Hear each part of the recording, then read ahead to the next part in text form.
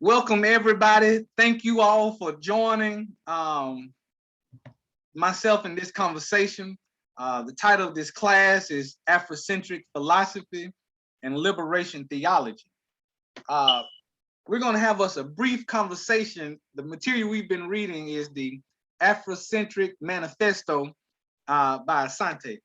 Listen, honest answers. Have you all heard of the term Afrocentric? Yes. What does that mean to you? We'll begin with you, Ashley Johnson. What does that mean to you? Honestly, I'm not really sure. I've heard of the term, but I haven't dug into the definition. Good deal. That's great. What about you, Ricky Sally? I mean, I've heard of it. To echo her sentiments, haven't really really looked into it.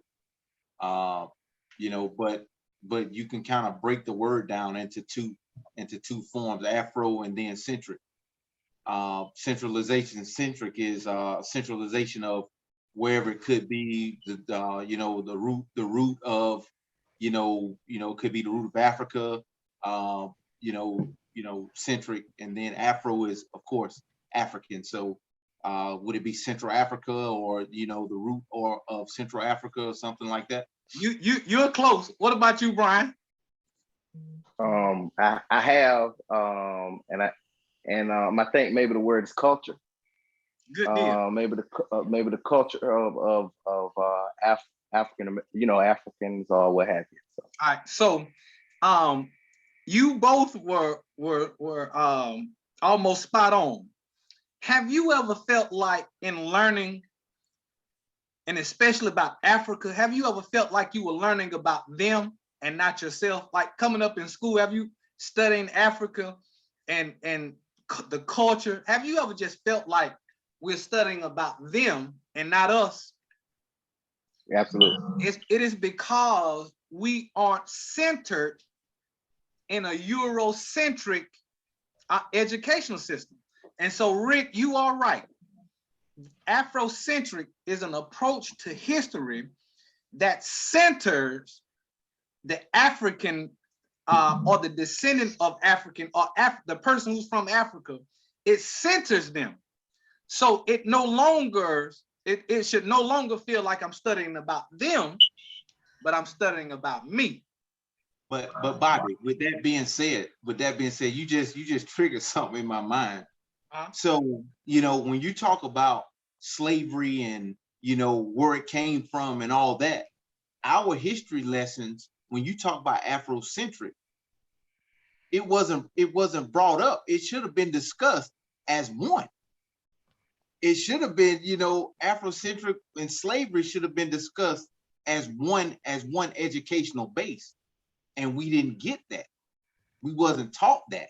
I'm glad you said that. So now let's look at this conversation. Let's look at slavery. Let's begin this conversation with slavery. But before I start, I want to make mention that there is before y'all got on, I started counting like what y'all mean to me. Do y'all know that there is over 40 years of friendship on this call now? With you all here is over 40 years of friendship. I just want to make that known. Back to the conversation. Slavery. When we think of slavery, we think of the barbaric treatment of our ancestors, people from Africa and how they were treated, right? But do you know that there's a mental aspect that we often neglect? How do y'all feel about the mental aspect of slavery?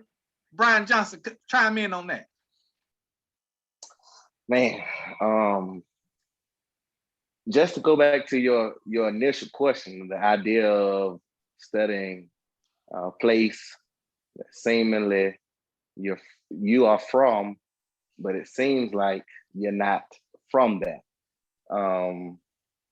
I guess there's a journey that you deal with mentally as it relates to the journey of what we were,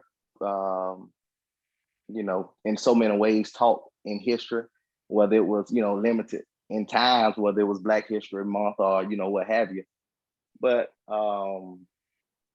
even, you know, connecting those dots as it relates to the years of slavery and even Columbus and what we do know, it's tough. It's a tough question. I guess it's a tough question to ask when you consider what you do or what you have learned, you know, and putting it all together. It's still a tough, I guess, when you put it all together, just a tough conversation to have, I guess. It is. So, and I think I need to be specific about this question. So when we think about the mental aspect of slavery, those slave masters, those European slave masters, they were breaking down the minds of the slave just as well as the body. And they had purpose in doing that. And so, Ashley, tell me, like, what comes to your mind when you think of how our ancestors were mentally broken? What you think about that? And why? Why do you think that happened?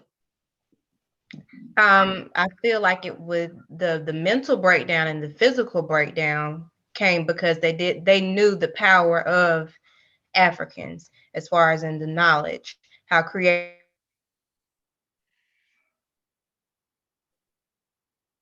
we were. So they were trying to put mindset or from us getting ahead of our white brothers and sisters. And as far as in the breakdown, the beating, I have seen some of that trickle down into just even parenting styles. Ooh. When we can't get a child to do what we want them to do, what is the next option that we go to? Ooh. They get a spanking. Yeah.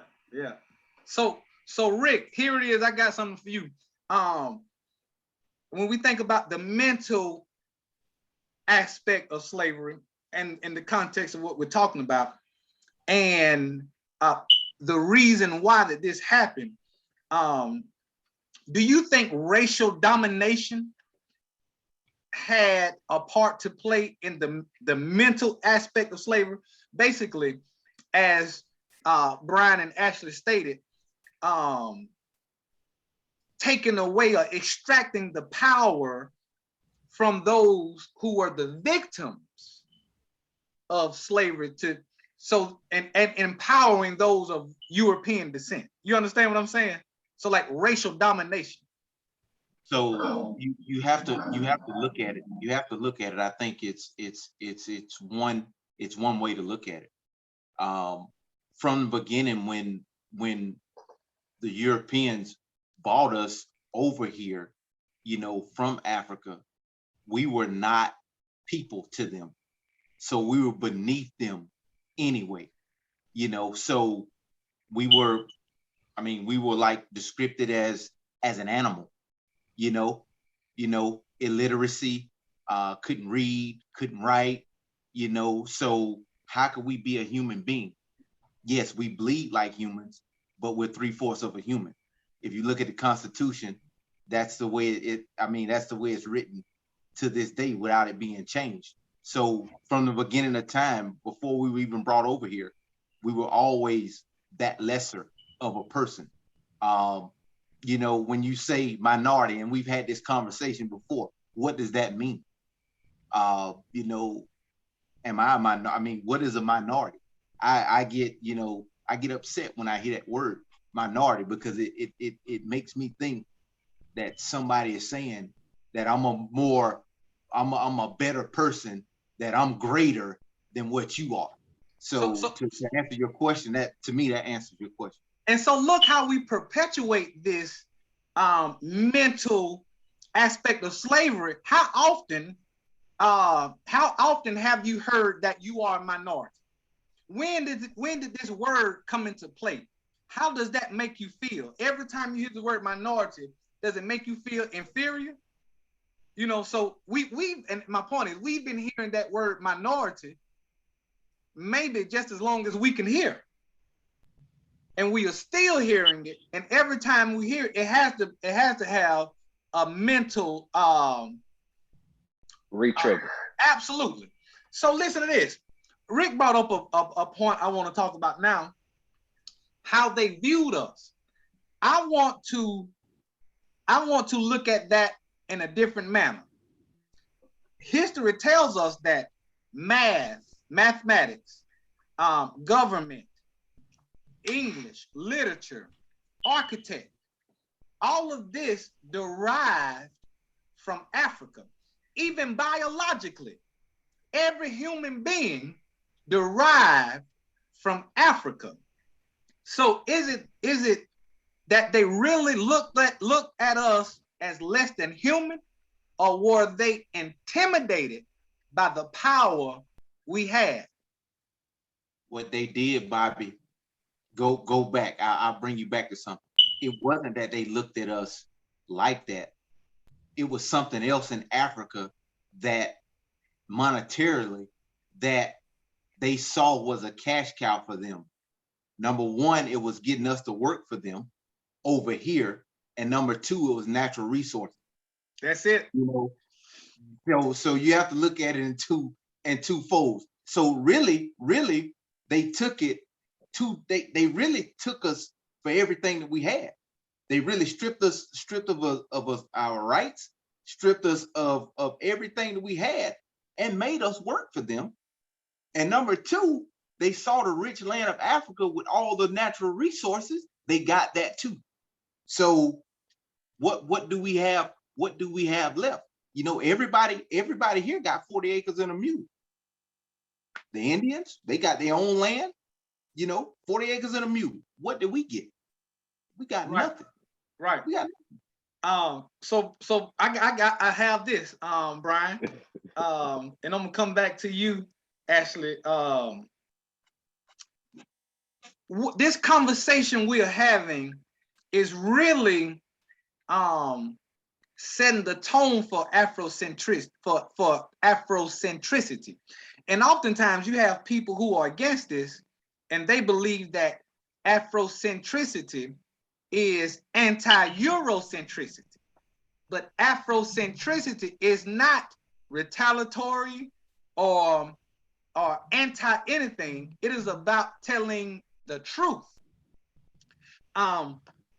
Pastor Johnson, when we think of religion, we think of one of the things we think of is the Exodus, right? The Exodus in Genesis. We talk about the Bible. Where did the children of Israel leave, and where did they go? You said, where did they leave? And where did they go? Right.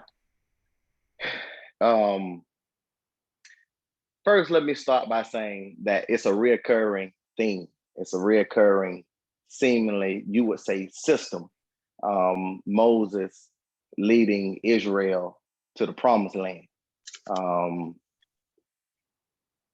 Egypt, but heading to the promised land.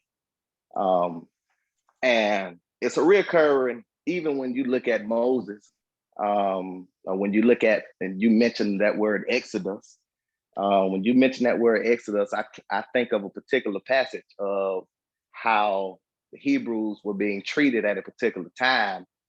They were oppressed, and while being oppressed, they thought that they were doing harm to the to the Israelites, but the more they oppressed them, according to Exodus, the more they grew. I think Bebe Kid said, "We don't die, we multiply." That's the epitome of what happened then, and that's the epitome of still what's happening now. We're here because we're seed of Abraham, and regardless of what's been, God's promises always prevail. I'm sorry, I'm a preacher. I had to answer that way. All right, good deal. I appreciate that answer. Now, Ashley, can you hear me? Yes, can you see me? Yeah, I can. Listen to this. How do you feel? I want you to tell me how you feel once I make this statement. How do you feel when I tell you that the Greeks gave Egypt its name Egypt. How do you feel about that? Because, and I'm gonna tell you, the land Egypt we know as, those Africans who lived there, who resided there, they referred to their homeland as Kemet, which means black land, which goes to what Rick was saying about the resources, the rich land in Africa. So how do you feel about knowing that the Greeks, those Europeans, named Egypt, Egypt? Now, how do you feel about that when it comes to your faith? You know, tell me what you feel when you, now that you know that. How you feel about that? Again, I just feel like it's something else that they are trying to strip us from. As somebody said earlier, they're trying to strip us from everything. We were left with nothing. So it's not referring back to the minority thing. Not that we are a minority, but they use these words so that it is engraved in our minds to make us feel inferior when we're really not inferior. But them changing the name is just them trying to take what belongs to us. So when it comes, I know that. What'd you say, Ashley? You said when it comes to my faith. Go ahead, Brian. What were you gonna say? I'm sorry. My computer froze. That's why I did like that. The question was directed to you. I'm sorry, but it just made me think. Chime in, Brian. It made me think of it's in reality their way of renaming, but gerrymandering. Oh wow. Yeah. You retrace the words. I mean, you retrace history. I mean, it don't get you off. It doesn't get you off course when you look at the geographics as well as what you're doing as you're doing the demographics of that particular place. Okay, so now we are talking about language, right, Rick? We're talking about language, words, what they mean, seeking truth. Is this a form of intellectual oppression? I don't think it's a form of intellectual oppression. I think we as African Americans, we have to study to show ourselves approved. We have to go and get that knowledge. You can't continue to say they're oppressing us, because we know that it's being done. These people are faceless. They're faceless and working behind the scenes. We know it's being done. But at some point, when do we say, okay, it's being done? We've got to change the way that we do things. Maybe we don't go over top of the mountain. Maybe we figure out how to go around the mountain instead of over the top. We just have to figure out a different way to get to the goals and aspirations of what we're trying to get to. Because I think what happens is if we continue to say, yep, they're oppressing us, yep, nobody's letting us do anything, I think that's the mindset that we will never be able to prosper and progress. We have too many African Americans, smart, intellectual African Americans out there in this world for us to be down on ourselves and worried about what happened 8,000 years ago or 400 years ago. We got to move forward to change that dynamic. We have to get smarter. And you have to, everybody wants a seat at the table, but I don't think everybody want to do what it takes to get a seat at the table. An artist, Jay-Z has a seat at the table. Jay-Z is in the NFL right now, with all those owners that can make a difference.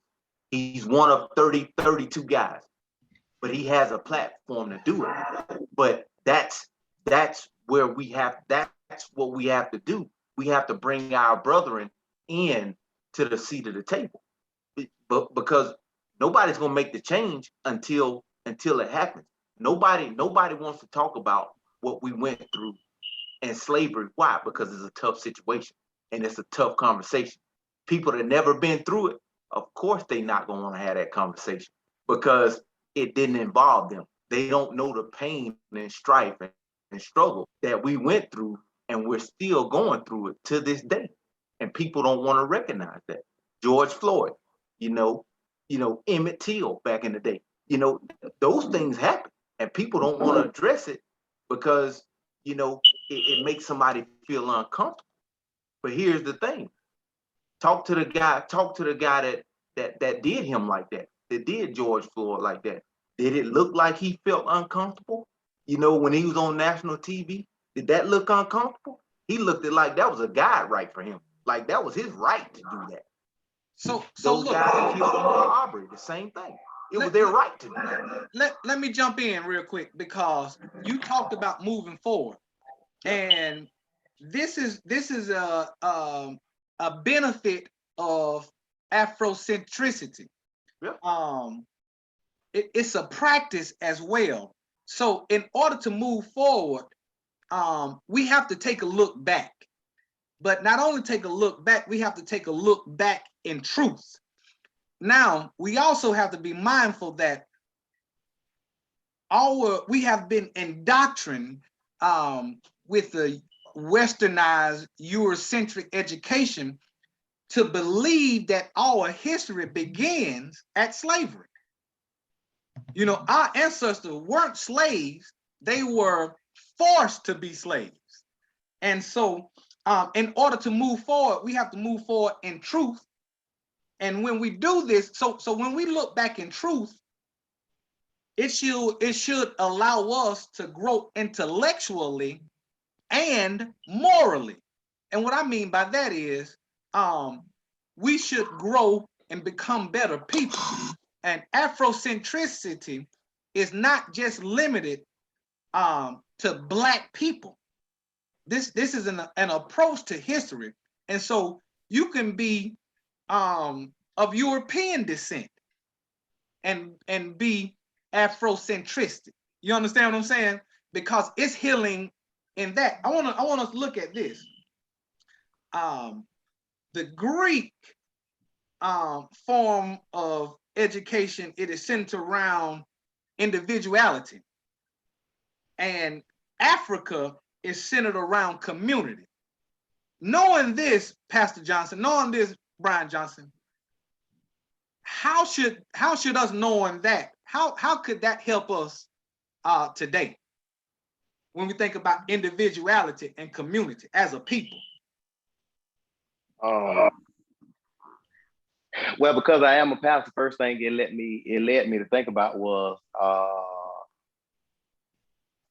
the church community versus those that do oppress.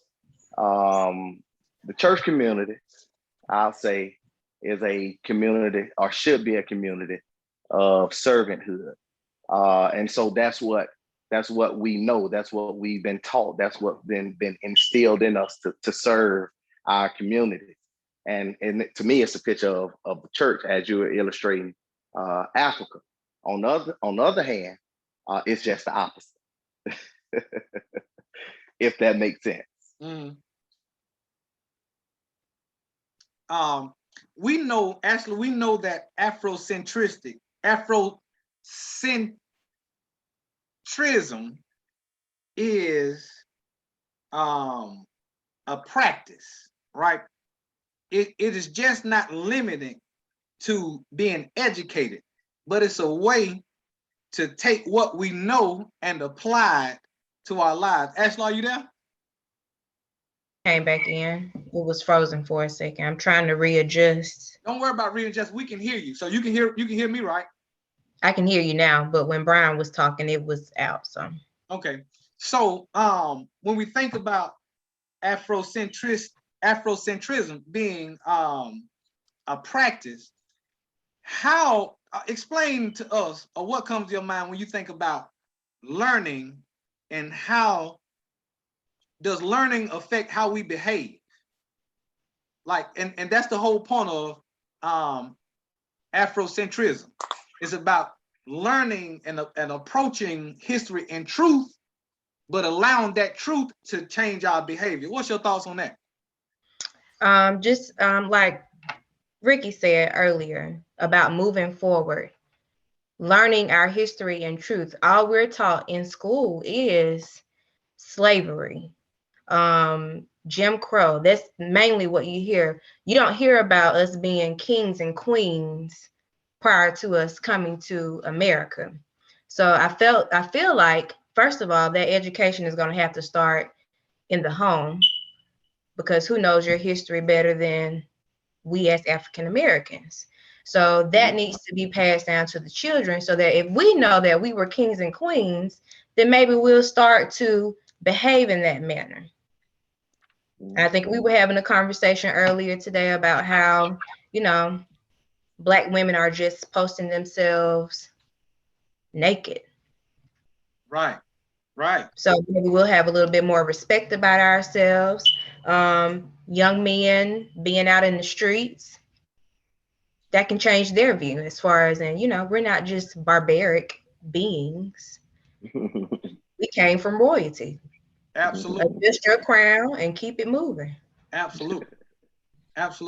Hey, we're about to close down this conversation, but there are a few more things I want to talk about. Rick, I'm coming to you. In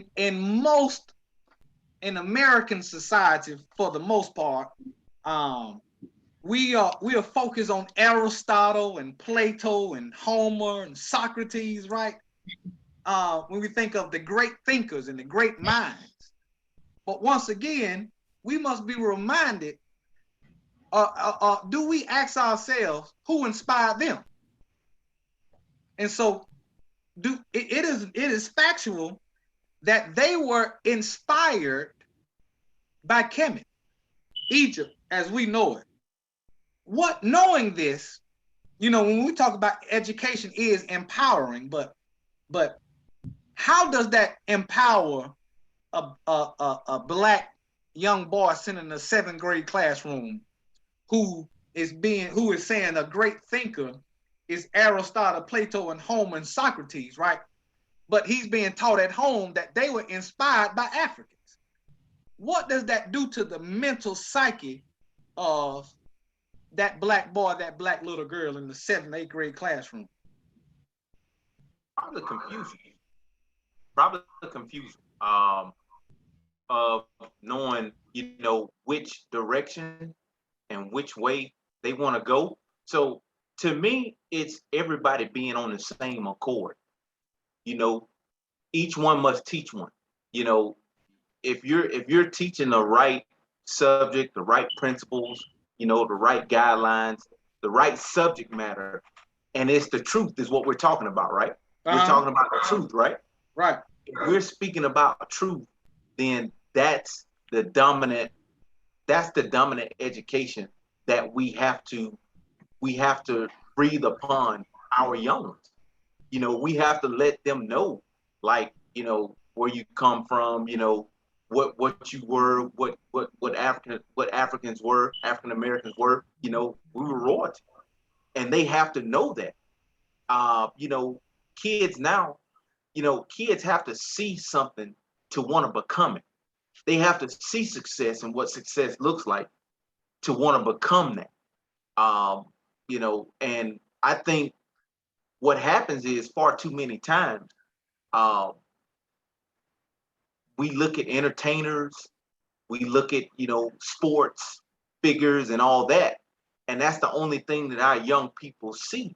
They don't see success being in lawyers and doctors and, construction workers and all that. But I can tell you, if you do your homework, construction workers, man, that's that's some real nice money out there. The kids, but it's just, they have to educate themselves, and we have to educate them that it's just more out there than just one thing that they can do. There are multiple things out there they can do to be successful. Success is a different platform for different people. Really, success is what you think success is as an individual. It's what you think success is as an individual. And that's my And this leads us to my final thought, and I'm gonna go around, begin with you, Brian, then Ashley, then we're gonna bring it back to Rick, and we'll wrap this up. Afrocentricity is all about self-identification.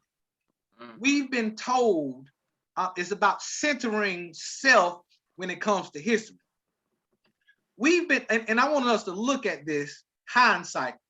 We've been told that we are niggers. We've been told that we were Negroes. We've been told we were colored.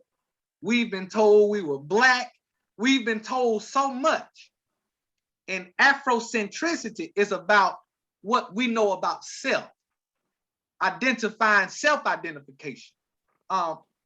So with that being said, y'all give me your final thoughts and we'll wrap it up. Starting with you, Brian, then we'll go Ashley, then Rick. Well, when I think about the question, it's, to me, it's who God made you. It is when you're looking in the mirror, you're looking at God. That's from a physical perspective, but then from a spiritual perspective, it should reflect as well. God made you, and when you understand what history is, then you understand that is God, and that, you know, you have no control over who God created you to be. You have to basically live in your purpose of who God, you know, and inform others of who God created you to be. And that is, as my sister has said earlier, kings and queens, and you know, that we come from royalty. That when scripture talks about you are a royal priesthood, that is specifically and particularly talking to God's people, and that's you, and that's me. That we should know this, and it's not just something of conversation, but it's truth and it's history. Good deal. Ashley, are you there? Yes, I'm here. All right, what you feel about that? Okay, and learning that Afrocentric is your culture. We often hear that term, cancel culture. This is not the time to cancel culture. Now is the time to start culture. Ooh. Get back to your roots. Yeah. And that's all I have to say about it. My brother Ricky Salick, chime in. You got the final thought of the night. Chime in. Tell us what you think, bro. You know, sister, you stole my thunder. I'm sorry. Let me go back to you. And what I was about to say, it's time for us to get back to the basics. You know, I think, you know, if you look back at, you know, the 1950s and the 40s, 50s, 60s with Malcolm X, Martin Luther King, all these prominent figures in the Black community that was trying to, you know, get justice for us as a black community. I think, you know, segregation, I think that hurt us as a Black community, because I think we lost a sense of pride and decency and what we had as a when you talk community, you know, the Black Wall Streets of the world, you know what I'm saying? Well, we had these prominent Black communities that were doing their thing. And we were all individual. I mean, it was individual. It was separated, you know, and, you know, we had the Black schools, you know, you had the Black colleges and all that. And, you know, education levels were high. And I would say that to say this. And the reason I say this is my father and mother, they were in segregated. I mean, what is it? Desegregated when it was only just black schools. Is that the word? No, segregated. What you're saying, integration may have hurt us. Yes. So I would say that yes, that's it. So when my mother and father, when they were in the same school, when it was all Black school, with those Black teachers and those Black principals, Black men and women, they didn't have a choice. I heard stories. They used to tell me stories. Like those teachers made them get it. Like it wasn't a such thing as, and if you didn't get it, your mom and daddy heard about it. You cutting up in school, you gonna get it at home. And everybody was linked and tied in together, and you didn't have a choice but to get it at the school, because guess what? They knew everybody. But see, but when we went and segregated the school, that's when the teachings of, you know, Lincoln and all this, you know, all this stuff start coming about. That's when we had to learn everything about everybody else and stop learning everything about where we came from. And that's where the divide hit. And that's where I think we lost our way. That's my point. So, hey, listen, I'm gonna wrap this up. But I got this thought. Rick made me think of something. So, we are seeking truth. Afrocentricity is about centering ourselves in the quest of truth. But it seems as if we are depending on a Eurocentric system, a westernized system of education to teach our children truth, when education should begin with at home. Imagine if we equipped our children with this vital information and then they go to school. Then they won't be so easily influenced or won't be so susceptible in receiving a lie. Come on, Brian. I know you got something else. Come on. When you think about the training school, I passed in Mobile, man. And so it's been an experience learning how things, they say you got to look before you lead.